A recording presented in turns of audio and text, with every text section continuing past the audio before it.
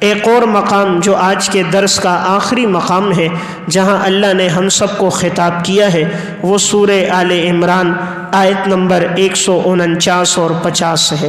اس میں اللہ رب العزت فرماتے ہیں، یا ایھا الذین آمنوا ان تطیعوا الذین کفروا یردوکم علی اعقابکم، اے ایمان والو اگر تم اطاعت کرو گے ان کافروں کی تو یہ لوگ تمہیں ایڑیوں کے بل لوٹا دیں گے، فتنقلبوا خاسرین، پس تم جب پلٹو گے تو تم خسارہ پانے والے ہوگے۔ بل اللہ مولاکم وہو خیر الناصرین، اللہ ہی تمہارا کارساز ہے اور وہ بہترین مدد کرنے والا ہے۔ اس مقام پر اللہ رب العزت نے فرمایا، اے ایمان والو اگر تم نے کافروں کی اطاعت کی، ان کے نقش قدم پر چلے تو یہ لوگ تمہیں اپنے دین سے پلٹا لیں گے اور تم خسارے میں پڑ جاؤ گے دنیا اور آخرت میں، اگر تم نے کافروں کی اطاعت کی۔ آج ہم دیکھتے ہیں کہ ہمارے ہاں آہستہ آہستہ کفار کی اطاعت ہو رہی ہے، لباس بھی غیروں کی طرح پہنا جاتا ہے، معاشرت بھی غیروں کی طرح اپنائی جاتی ہے، وضع قطع بھی غیروں کی طرح ہے، بچوں کی تعلیم اور تربیت، گھر کا نظام بھی غیروں کی طرح ہے۔ حالانکہ قرآن میں اللہ روک رہا ہے ان کی اطاعت کبھی نہ کرنا ورنہ تم لوگ خسارے میں پڑ جاؤ گے۔ تو ہمارے لیے اصل چیز ہے آپ صلی اللہ علیہ وسلم کی زندگی۔ آج کے مسلمان کا لباس بھی یہود و نصارہ کی طرح، اس کے بالوں کی کٹنگ بھی غیروں کی طرح، اس کے بچیوں کا لباس، اس کی گھر والیوں کا لباس، ماؤں بہنوں بیٹیوں کا لباس اداکاروں کی طرح غیروں کی طرح ہے۔ تو قرآن اس سے روکتا ہے ان کے نقش قدم پہ نہ چلنا۔ من تشبہ بقوم فہو منہم، جس نے کسی قوم کی مشابہت اختیار کی قیامت کے دن وہ انہی میں شمار ہوگا، یعنی اس کا حشر انہی کے ساتھ ہوگا جس کی انسان مشابہت اختیار کرتا ہے۔ بس اوقات انسان کسی چیز کو پسند کر رہا ہوتا ہے اور اسے اسلام پر ترجیح دیتا ہے تو پھر ان کا حشر ان کے ساتھ ہوتا ہے۔ حضرت حکیم الامت مولانا اشرف علی تھانوی رحمۃ اللہ علیہ نے ایک واقعہ لکھا۔ واقعہ یہ تھا، ایک فرانس کے اندر ایک مسلمان شخص تھا، اس کا انتقال ہوا اور انتقال بھی اس کا مدینہ میں ہوا، اور جب اس کی تدفین کے لیے لے جایا گیا تو جنت البقیع میں ایک جگہ قبر کھودی گئی تاکہ اس جگہ اس کی تدفین ہو سکے۔ اب تدفین کرنے کے لیے یہ جو مسلمان شخص تھا اس کی وہاں پر تدفین ہو گئی جنت البقیع قبرستان میں، حالانکہ یہ رہائشی فرانس کا تھا۔ فرانس کے اندر ایک لڑکی تھی جو مسلمان ہو گئی تھی، جب اس کا انتقال ہوا تو اس کو وہاں کے قبرستان میں دفنایا گیا تھا۔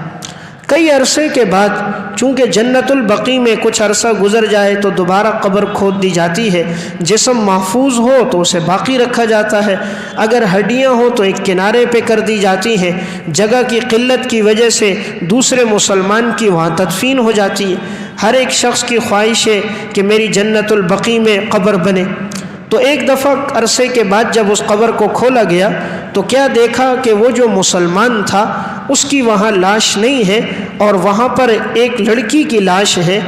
جس وقت یہ کھود رہے تھے تو وہاں پر اتفاق سے فرانس کا ایک شخص بھی موجود تھا، اور اس نے جو اس لڑکی کو دیکھا تو پہچان لیا، کہنے لگا میں تو اسے جانتا ہوں، یہ ہمارے علاقے میں رہتی تھی اور اس کا انتقال ہوا، صوم و صلات کی پابند تھی، اگرچہ پہلے غیر مسلم تھی، بعد میں یہ اسلام لائی تھی، لیکن اس کی تدفین تو وہاں ہوئی تھی اور آخر اس کی لاش یہاں کیسے آ گئی؟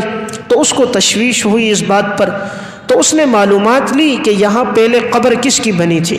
تو جب معلومات لی گئی تو پوچھ گچھ شروع ہوئی، کافی تحقیق کے بعد پتہ چلا کہ یہاں پر ایک قبر ایک مسلمان کی تھی، اسے چند سال پہلے یہاں دفنایا گیا تھا۔ اب یہ جو شخص تھا جس نے یہ دیکھا، یہ واپس جب اپنے علاقے فرانس میں لوٹا تو یہ اسی جگہ جو لڑکی کی قبر تھی وہاں پہنچا اور اس نے قبر کو ایک جانب سے کھول کر کیا دیکھا تو واقعی لڑکی کی لاش نہیں تھی، وہ جس مسلمان کو یہاں دفن کیا گیا تھا اس کی لاش وہاں پر موجود تھی، یعنی گویا مسلمان کی لاش وہاں منتقل ہو گئی تھی اور وہ جو لڑکی مسلمان ہوئی تھی اس کی لاش جنت البقیع میں آ گئی تھی۔ اب یہ بڑی حیرت کی بات تھی، آخر لاش ایک جگہ سے دوسری جگہ کیسے گئی؟ تو اب انہوں نے اس کی تحقیق شروع کی کہ یہ آدمی تھا کون۔ تحقیق کرتے رہے، تحقیق کے بعد اس نتیجے پر پہنچے کہ یہ مسلمان تھا، اور اس کی گھر والی سے جب ملاقات ہوئی اس نے کہا یہ اگرچہ بڑا نیک آدمی تھا، صوم و صلات کا بڑا پابند تھا، قرآن بھی پڑھتا تھا ترجمے کے ساتھ، لیکن اس میں ایک بات تھی، جب بھی یہ مجھ سے ملتا تھا اور اس پہ غسل فرض ہو جاتا تو یہ کہتا عیسائیوں کا مذہب بہت اچھا ہے، اس میں غسل نہیں کرنا پڑتا۔ یہ اسلام نے غسل کو کیوں لازم کر دیا کہ جب بھی میاں بیوی ملے غسل کرے، جب بھی ملے غسل کرے؟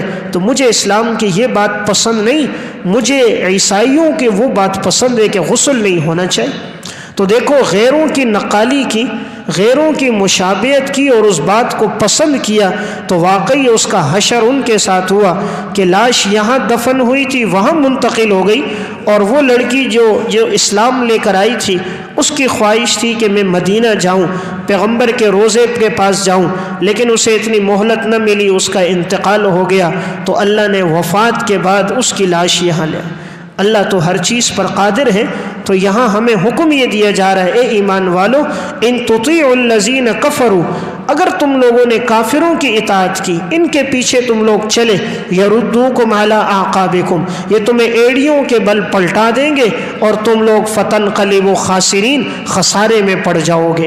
بل اللہ مولاکم، اللہ تمہارا کارساز ہے، وَهُوَ خَيْرُ النَّاصِرِينَ، اور وہ بہترین مدد کرنے والا ہے، یعنی بہترین مدد اللہ کرتا ہے، تو تم نے مدد چاہنی ہے ان سے مت چاہو، اللہ سے مدد مانگو، اللہ تمہاری مدد کرے گا۔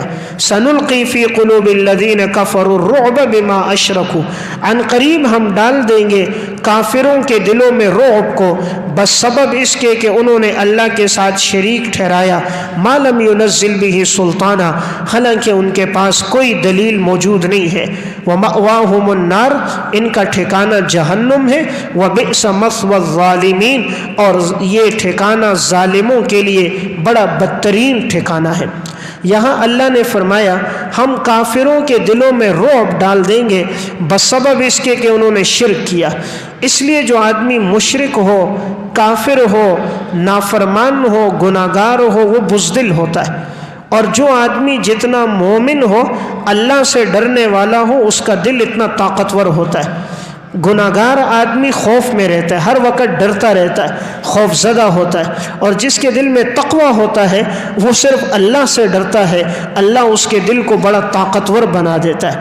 تو ایمان اور تقوی دل کو طاقتور بناتے ہیں، کفر اور گناہ انسان کو بزدل بنا دیتے ہیں۔ آخری بات اللہ نے فرمائی وَبِئْسَ مَثْوَى الظَّالِمِينَ، یہ جو جہنم ہے یہ ظالموں کے لیے بدترین ٹھکانہ ہے، یعنی ظالم آدمی کا جو ٹھکانہ ہوگا وہ جہنم کا ٹھکانہ ہوگا۔ تو ہمیں اس بات سے روکا گیا ہے کہ کوئی انسان کسی پر ظلم نہ کرے، اس لیے کہ ظلم کا جو انجام ہوتا ہے ہمیشہ وہ بہت برا نکلتا ہے۔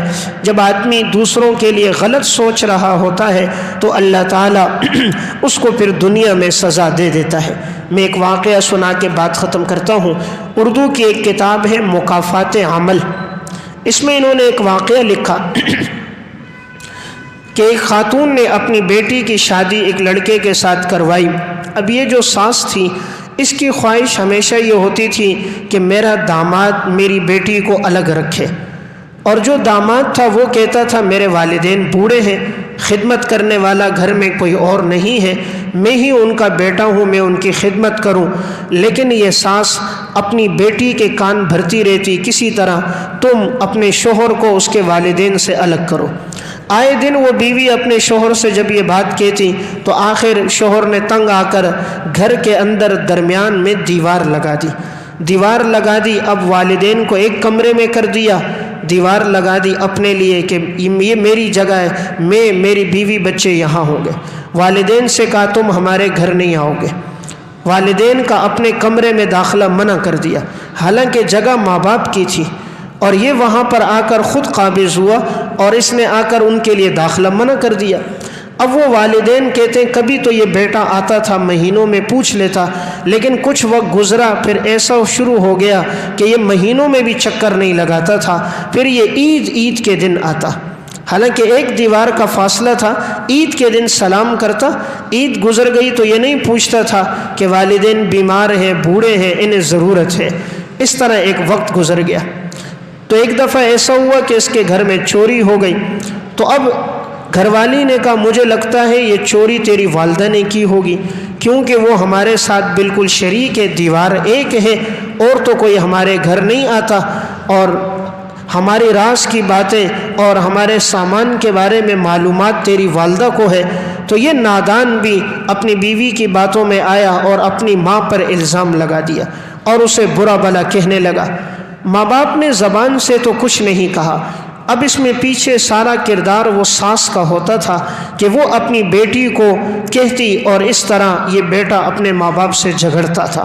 لیکن مکافات عمل ہوا کہ یہ ظالم تھے تو اللہ نے سزا دی، اور وہ سزا یہ دی کہ یہی ساس جو اپنی بیٹی کو بھڑکاتی تھی، تو اس کا بھی ایک اکلوتا بیٹا تھا، اور یہ لاہور کے اندر میڈیکل کالج میں پڑھتا تھا، تو اس نے وہیں تعلیم حاصل کی، وہیں ایک لڑکی سے اسے عشق ہو گیا، اور اس نے والدین کو بغیر بتائے وہاں شادی کر دی۔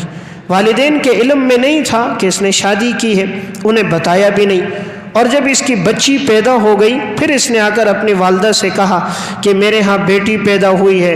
والدہ بڑی غصہ ہوئی، تم نے پہلے کیوں نہیں بتایا؟ اس نے کہا میں نے شادی کر دی۔ تو والدہ نے کہا میں تمہارے ساتھ اپنا تعلق ختم کر دوں گی، تم اسے طلاق دے دو۔ اس نے کہا نہیں، میں اسے نہیں چھوڑ سکتا۔ اب یہاں تک نوبت آئی کہ یہ جب اس کے پاس نہیں گئی تو بیوی نے کہا تمہاری ماں میرے پاس نہیں آئی، آئندہ تم بھی اپنے بیٹے سے کہا تم بھی اپنی ماں کے پاس نہیں جاؤ گے۔ تو یہاں اس نے اپنے خاوند کو ان کے پاس جانے سے منع کر دیا۔ اب یہ خاوند ادھر نہیں جاتا تھا، مہینوں گزر جاتے، تو پھر سال میں ایک دفعہ عید میں جاتا تھا۔ جس طرح اس نے اپنی بیٹی کو کہا تھا کہ اپنے شوہر کو مت جانے دو، عید کے دن جائے، تو جیسے یہ عید کے دن جاتا تھا، اس کا بیٹا جو لاہور میں تھا پھر یہ بھی سال میں ایک دفعہ عید کے دن اپنی ماں سے ملنے جاتا۔ جیسے اس نے چوری کی تہمت ماں پہ لگوائی تھی، اسی طرح اس کے گھر میں سامان چوری ہوا، اس نے بھی تہمت اپنی ماں پہ لگا دی۔ جیسے اس نے منع کیا ماں کے ہاں نہ جاؤ، اس نے بھی منع کر دیا نہ تیری ماں میرے گھر آئے گی، اور کہا نہ تو اپنی ماں کے پاس جائے گا۔ آخر وہ ماں اسے بلاتی رہتی، خط لکھتی، فون کرتی، تو یہ اپنی ماں کے پاس نہیں جاتا تھا، تو آخر وہ اسی کے غم میں فراق میں تڑپتی رہی اور انتقال ہو گیا۔ تو یہ ایک بئس مثوى الظالمین، برا ٹھکانہ ہے کہ اس نے غلط سوچا اور اپنی بیٹی کو ان کے خلاف اکسایا۔ اللہ نے اس کو وہی سزا دی جو اس نے کیا تھا اپنے والدین کے ساتھ، تو اس کے بیٹے نے اس کے ساتھ وہی کیا۔ تو قرآن کی اس آیت کا خلاصہ 3 باتیں ہیں۔ نمبر 1، کافروں کی اطاعت نہ ہو، نمبر 2، اللہ کی فرما برداری ہو، اور نمبر 3، ظلم سے اپنے آپ کو بچایا جائے۔ اس کا ٹھکانہ برا ٹھکانہ ہے۔ اللہ مجھے اور آپ کو عمل کی توفیق دے۔